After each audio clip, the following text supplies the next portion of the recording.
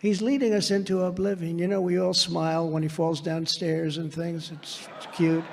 Upstairs. When he falls off his bicycle, isn't this good? You know what amazed me? That the reporters didn't catch him when the bike was going down. They're standing right next to him. They let him fall. It's amazing. I'm surprised. Yeah, it's almost like nobody told you about the toilet paper on your shoe that time. And you know, granted, he was riding a bicycle as opposed to you, which had having a general hold your arm as you walk down a ramp. But when he makes statements that are so bad, when he gets out of Afghanistan and takes the soldiers out first. And literally the last person to leave was an American soldier. You know, in Afghanistan for 18 months, we didn't have a single person, and he said that we go to that, and they said, don't say that. Talk with Abdul, he was the leader of Afghanistan. I said, Abdul. Yeah, and by the way, Abdul is not the leader of Afghanistan. Oh, I got a lot. And he certainly wasn't at the time. He was in jail. A lot of criticism. Remember when I was talking to him, everyone said, oh, he's talking to. No, you wanted to bring him to fucking Camp David. The leader of the Taliban, that's right, because our soldiers were being killed, a lot of them by snipers. And I didn't want that. I don't want to deal with... Yeah, you didn't want to deal with the dignified returns at Dover because you only went to 4 of the 96 that happened while you were president. Problems, and I don't want to talk to the mothers and fathers who I would speak. Yeah, you didn't, as a matter of fact. To a lot. Nope, you didn't. I don't want to talk to them and tell them this son was shot through the head from 2,000 yards away by a sharpshooter. No, you want to tell them they were killed up close by, you know, friendly fire. It's much easier. Shooter, they have very good sharpshooters. The Taliban have very good sharpshooters. That's how they were able to kill your son, ma'am. I mean, what are you going to do? I mean, he's pretty much dead man walking since he left the tent that morning, you know. Anyways, we have flowers for her, right? So I spoke to this man, his name was Abdul, and I said, Abdul, don't kill any more of our soldiers, because if and we'll get out. You kill our soldiers, we're going to hit you harder than any country has ever been hit in the history of the world. I mean, you're talking to a place that's been obliterated multiple fucking times. Half of the people in the villages that these guys were entrenched in weren't Taliban. They're basically entire villages full of human shields. What the fuck does that even mean? The dude was in jail in Pakistan and you're threatening to blow up Kabul? And we're going to keep your poppy money. That's right. We're keeping the bottom half of the country. Fuck Pakistan and all the like the Pashtun regions. We're keeping the poppies. You don't have oil, but we're keeping the opium.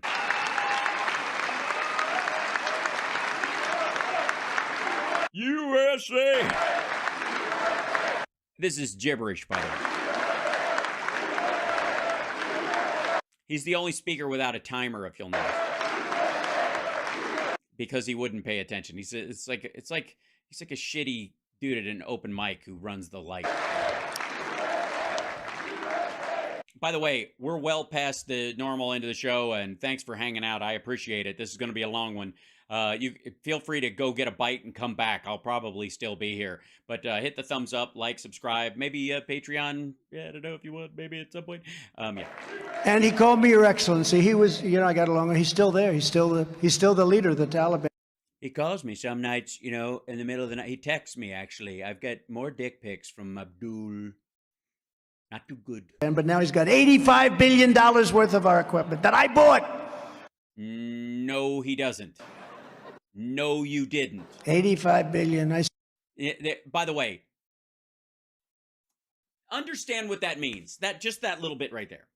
What that means is that Trump wants you to believe, true or not, that we dumped $85 billion worth of gear into Afghanistan in the first 2 years of his term.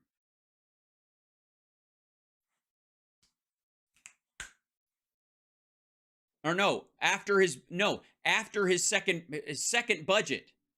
So in the In the middle of his term, in 2 years' time, Trump dumped $85 billion worth of military equipment into Afghanistan. For what? Said to General Milley, I want every piece of equipment. Sir, I think it would be cheaper to leave it behind, sir. That's when I lost faith. That, and when he didn't like me holding up a Bible in front of a church, I said, this guy's not with us. This is not a smart guy. Is that your Bible? It's a Bible. It's upside down. But he didn't like it. I said, no, he didn't give a shit. He just didn't believe it was his position that he walk with you on this photo op. I want every single, because I was getting out of, but I would have kept Bagram because. Right. You can't, fuck you. That part drives me ape shit. You can't get out and stay, you dumb son of a bitch. You can't get out and stay.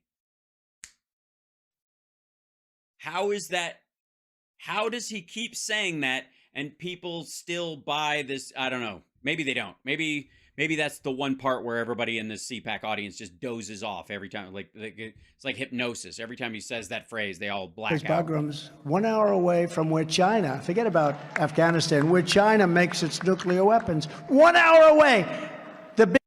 By the way, Russell Brand likes Donald Trump and thinks that at the very least he was our most peaceful president. For real. And defends him as such on the regular. As do some bizarre, like, faux-aggressive tankies, especially about this. When Donald Trump is telling you right this fucking second that he wanted basically a bomber brigade and an infantry division an hour away from where China makes its nuclear material, just in case we decide we want to bomb the factory where they process the shit. Biggest, most powerful runways in the world. Again, what the fuck has this got to do? It's not even true. What is Bagram just one giant fucking runway? We built it many years ago for tens of billions of dollars. And we gave it away one night. We just left the lights on. We did leave the dogs behind. Everyone says, oh, did they take the dogs? Because they're dog lovers, right? No, we left the dogs behind. And the Taliban doesn't like dogs, by the way. Yes, they hate two things, women and dogs. Not at all. But I don't even know what the fuck that means, by the way. The Taliban in general, is it supposedly in the Quran that dogs suck, according to Trump? We left in disgrace. It was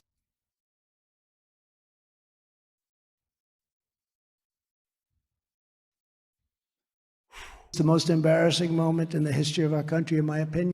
Again, he doesn't feel shame. He only feels embarrassment. It's the only emotion he recognizes as negative, and he feels it all the time. And it probably is what caused Putin to say, wow, Trump is gone. This is a great time to take over Ukraine, right?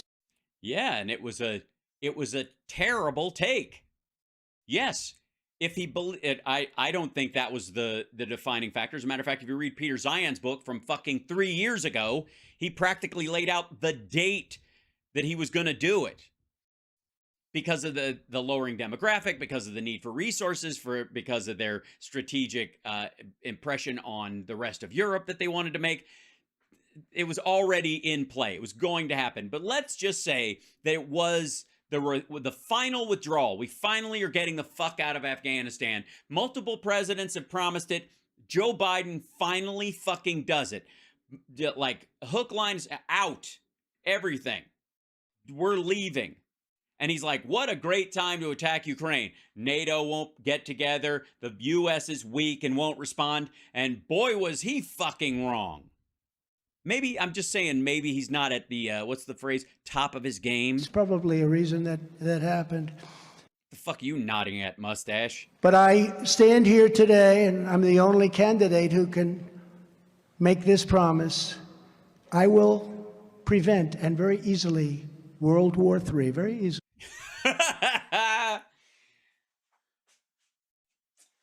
Well, I got, look, if we spend 2 years on the precipice of World War III, then it ain't happening. I'm just saying, if World War III, quote unquote, as it's happening, doesn't happen for the next 2 years, it's probably not going to happen after the fact. Very easy. So easy. Like, all I'll have to do is this. Again, I don't even know how you clap to that. It's just goofy.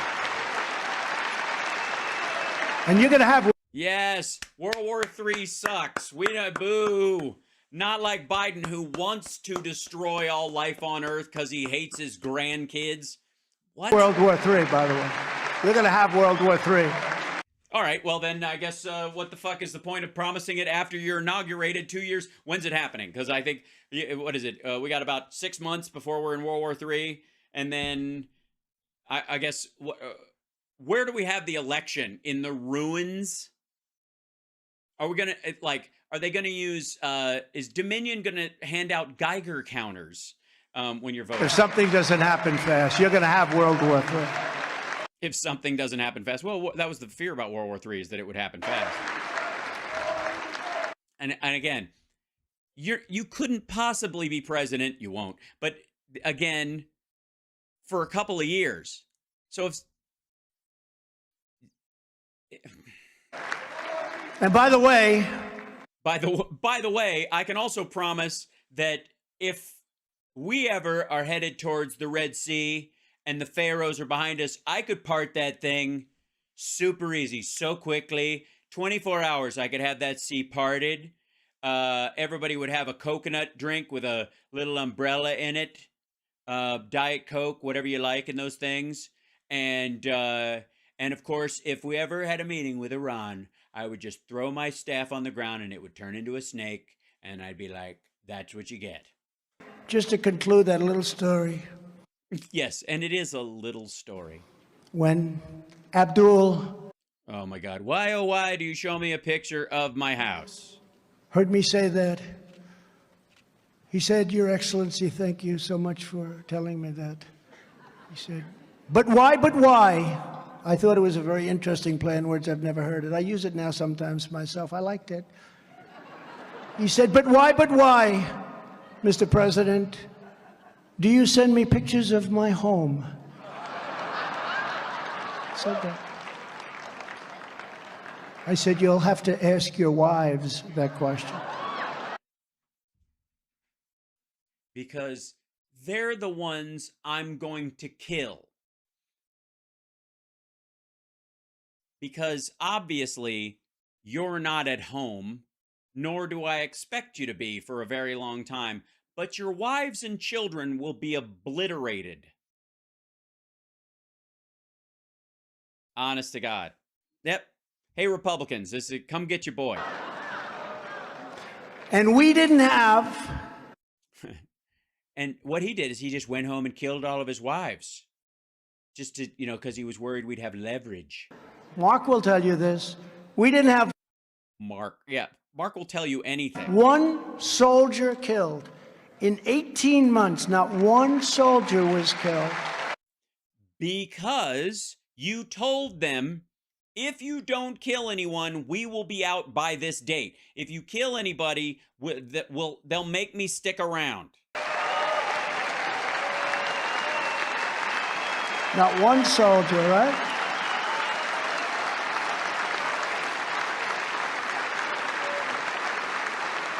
So bad. No. In fact, it was so good that the media didn't mind that I called. I took a lot of heat, tremendous heat. Why do you call him? I said, well, they asked Jesse James, the great bank robber from many years ago, why is it that you robbed banks? Why do you always go after banks? And he looked. That's where the money is. Looked at him, he says, because that's where the money is. So if you want murder, you go where the murders are.